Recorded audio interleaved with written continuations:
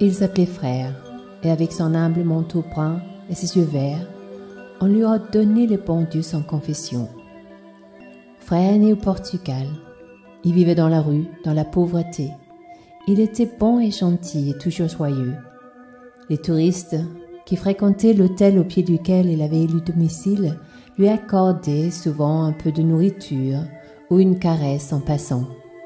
Frère, ce petit chien, était un bâtard, et il recevait ses petites offrandes avec gratitude. Parfois, les passants le traitaient mal, le chassaient à coups de pied de la marche de l'hôtel Saint-Pierre. Fidèle de nature, il revenait plus tard, toujours dans l'espoir de recevoir un peu de bienveillance, d'avoir un peu de chance à manger et à boire. Les années s'écoulèrent ainsi entre abondance et misère, jusqu'au jour où l'hôtel Saint-Pierre ferma ses portes. Frère perdit sa place et chercha en vain un autre coin où dormir, d'autres mains pour le nourrir. Mais à chaque coin de rue, les autres capots dans la misère défendaient leur territoire, montraient les crocs, chassèrent Frère qui perdit l'espoir. Amaigri, plein de puces et de poussière et épuisé, Frère s'allongea dans le caniveau pour se laisser mourir et avoir la paix.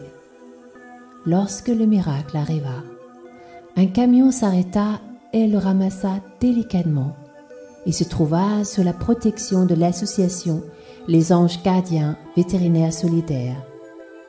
Gabriel, un vétérinaire bénévole, prit soin de lui fit un pain, des vaccins et le nourrit d'amour et de croquettes. C'était vraiment chouette de voir Frère reprendre du poil de la bête. Frère regarda Gabriel avec des yeux remplis de gratitude. « C'est Dieu en personne, pensa-t-il.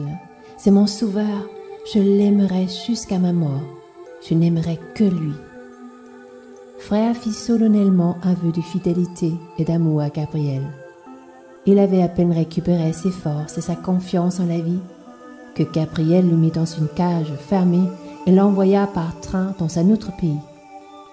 Il avait l'impression de mourir une deuxième fois, le cœur brisé, la peur dans le ventre. Il arriva dans un pays lointain et froid. Une dame ouvrit sa cage et l'invita à sortir, mais Frère voulait juste périr. Il avait juré fidélité à Gabriel et on l'avait encore trahi, abandonné, comme l'avaient fait tous ses passants autrefois. Il ne pouvait donc faire confiance à personne, voilà. Mais la dame en question était patiente et aimante, et Frère finit par montrer le bout de son nez. Elle fit venir un chouchouteur qui savait parler aux animaux et apaiser les cœurs blessés. Le chouchouteur a murmuré « Tu as le droit de briser ce vœu fait autrefois.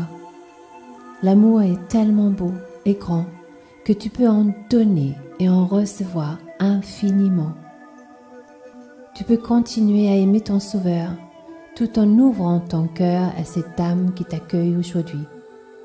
Brise tes chaînes, transforme ce vœu trop étriqué en promesse d'être heureux et de t'aimer.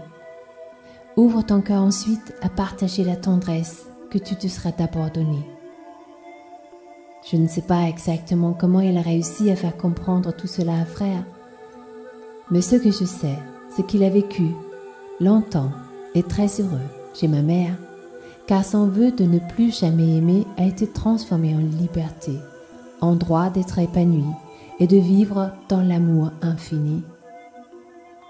Il est vrai que certaines âmes sont comme cela, fidèles à un vœu prononcé autrefois.